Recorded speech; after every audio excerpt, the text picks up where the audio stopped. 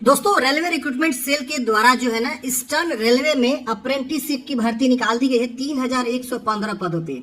इसमें बिना एग्जाम का जो है सिलेक्शन आपका होता है। अगर आपने आईटीआई कर रखा हुआ है तो आप इस भर्ती के लिए अप्लाई कर सकते हैं। फॉर्म भरने का जो है फी मात्र 100 रुपया लगता है जनरल ओबीसी को, और SC ST फीमेल विकलांग को 1 भी रुपया एप्लीकेशन फी यहाँ पे नहीं लगता है।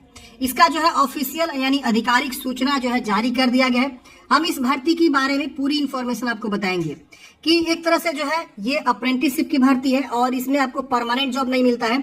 1 साल या 1.5 साल के लिए जो है आपका यहाँ पे सिलेक्शन होता है। उसके बाद आपको जो है सर्टिफिकेट देकर हटा दिया जाता है। ये एक तरह का जो है ट्रेनिंग प्रोग्राम होता है। इस बीच आपको जो है 8,000 से लेकर 10,000 के बीच जो है स्टाइपन आपको देखने को मिलता है एवरी मंथ।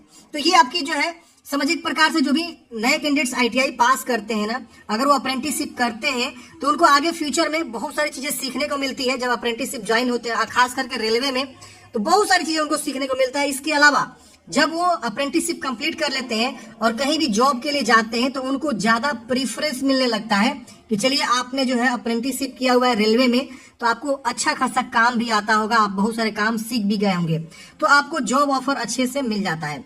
इसके अलावा रेलवे में ग्रुप डी की वैकेंसी आती है या और कोई भी टेक्नीशियन टाइप की वैकेंसी आती है तो उसमें आईटीआई मांगता है। इसके अलावा अप्रेंटिसशिप जब आपके पास होता है ना तो उसमें आपको प्रीफरेंस मिल जाता है। इसके अलावा बोनस मार्क्स भी मिल जाता है।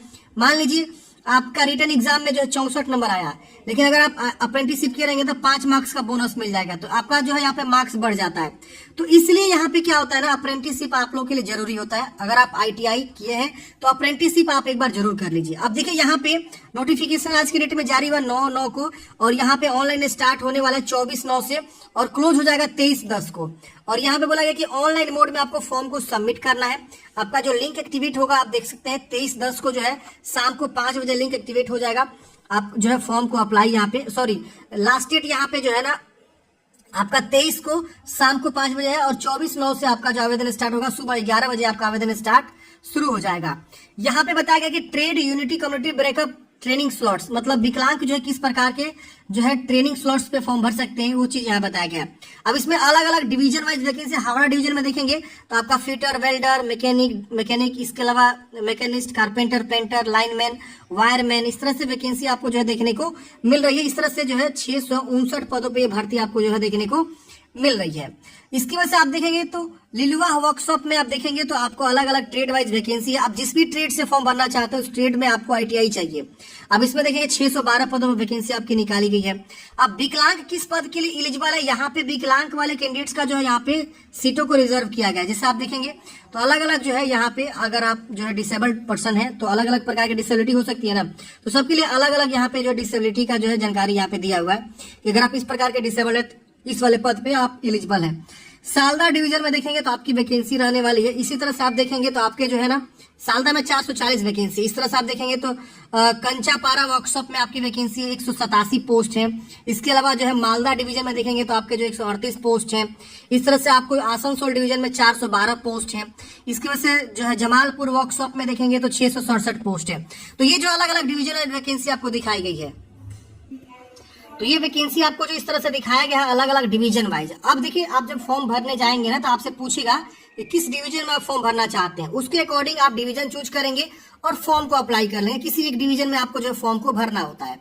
अब यहाँ पे विकलांगता के बारे में जानकारी दिया गया है। यहाँ पे आपको एलिजिबिलिटी दिया गया 18, यहाँ पे उम्र सीमा 15 से 24 वर्ष रखा गया है। इसके अलावा जो अपर एज में छूट होता है, जैसे आप देखेंगे SC ST को 5 साल और ओबीसी का जो है 3 साल का जो है अपर एज में छूट मिलता है।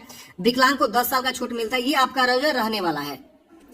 अब यहाँ पे आप नीचे आएंगे तो यहाँ पे आपको जो है एक्स सर्विसमैन को 10 साल का एज में छूट देखने को मिलता है। तो यहाँ पे आपको एज में छूट के बारे में दिया गया। बाकी जो जनरल टाइप कैंडिडेट्स हैं उनको जो है यहाँ पे 15 से 24 वर्ष की उम्र सीमा है। बाकी अगर वो SC ST से बिलोंग करेगा तो उनका जो है यहाँ पे हो जाएगा 15 से 29 वर्ष। अगर वो ओबीसी से बिलोंग करता है तो उनका उम्र हो जाएगा 15 से लेकर 24 में 3 जोड़ेंगे तो 27 वर्ष हो जाएगा। तो ऐसे उनको जो है उम्र सीमा के बारे में छूट मिल जाता है। बाकी जनरल के लिए वो सेम रहेगा, ईडब्ल्यूएस के लिए सेम रहेगा 15 से 24। क्वालिफिकेशन जो है आपका 10th पास होना चाहिए और 50% मार्क्स के साथ पास होना चाहिए। और आप जिस भी ट्रेड से फॉर्म भरना चाहते हैं उसमें आपका जो है आईटीआई होना चाहिए, एनसीवीटी एससीवीटी किसी भी ट्रेड से। और यहाँ पे मेडिकली फिट आप होने चाहिए, ये भी यहाँ पे देखा जाता है। मोड ऑफ सिलेक्शन मैंने स्टार्टिंग में बताया कि कोई आपका एग्जाम नहीं होता है, मेरिट के बेस पे आपका जो सिलेक्शन होता है। तो मेरिट आपका बनेगा, और जो आपके जो है 10th में और उसके बाद से ITI में जो आपका परसेंटेज होता है ना, उसके बेस पे आपका यहाँ पे जो है एक मेरिट बनता है। जिनका अच्छा मेरिट होता है, मतलब अच्छा मार्क्स होता है, उनको जो है ऊपर से जो है फिल्टर कर लिया जाता है और उनको सिलेक्ट कर लिया जाता है सीट के अकॉर्डिंग, समझ रहे ना। तो ये आपका जो यहाँ पे सिलेक्शन होता है मेरिट के बेस पे, कोई इसमें जो है रिटन एग्जाम वगैरह नहीं होता है। इसके बाद आपको जो डॉक्यूमेंट्स वेरिफिकेशन होता है, फिर आपका जो छोटा सा मेडिकल होता है, फिजिकल आपके मेंटलिटी वगैरह के बारे में जानकारी मतलब ली जाती है कि आप बिल्कुल स्वस्थ हैं कि नहीं है, एक छोटा सा मेडिकल होता है। फिर आपको आता है एप्लीकेशन फी, तो 100 रुपए एप्लीकेशन फी लगता है जनरल को और EWS को, OBC को। बाकी लिखा गया no fee is to be paid by SC ST विकलांग और वुमेन पर्सन। तो इन सब कैंडिडेट्स को जो है कोई फी नहीं लगता है। बाकी जनरल, OBC, EWS को 100 रुपए मात्र एप्लीकेशन फी देना होता है फॉर्म भरने के लिए।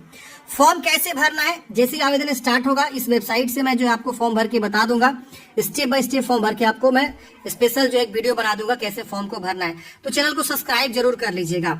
डॉक्यूमेंट्स क्या लगता है, तो यहाँ पे आपको कलर पासपोर्ट साइज फोटोग्राफ लगता है, स्कैन कॉपी फोटोग्राफ का आपको चाहिए अपलोड करने के लिए, और JPG फॉर्मेट में। इसके अलावा बोला गया कि जो आप अपलोड करेंगे फोटोग्राफ, उसका 10 कॉपी आप एक्स्ट्रा भी अपने पास रखेंगे फ्यूचर पर्पस के लिए। सिग्नेचर आपको चाहिए, सिग्नेचर यहाँ पे आपको लगेगा 10th का मार्कशीट लगेगा, और जो आपका ITI का सर्टिफिकेट है, NCVT SCVT वो आपका लगेगा, और जाति सर्टिफिकेट लगेगा। EWS SC ST OBC EWS से अगर आप आते हैं तो आपको जाति सर्टिफिकेट देना होगा। विकलांग है तो विकलांग सर्टिफिकेट आपको यहाँ पे देना होगा। इसके अलावा आपको जो है बताया गया कि all other relevant column of the application form should be filled by the candidates. बाकी जो कॉलम है वो आपको खुद से जो है अपने भरना होगा, बाकी ये सब डॉक्यूमेंट्स आपको लगने वाले हैं। और यह बताया गया कि no candidates will be allowed to do any type of correction या अल्टरनेट ऑनलाइन। मतलब क्या कि आपको जो है एक बार फॉर्म फाइनल सबमिट कर देने के बाद से कोई भी आपको सुधार करने का मौका नहीं मिलेगा। तो फॉर्म आपको अच्छे से भरना है, कहीं पे भी गलती आपको नहीं करना है।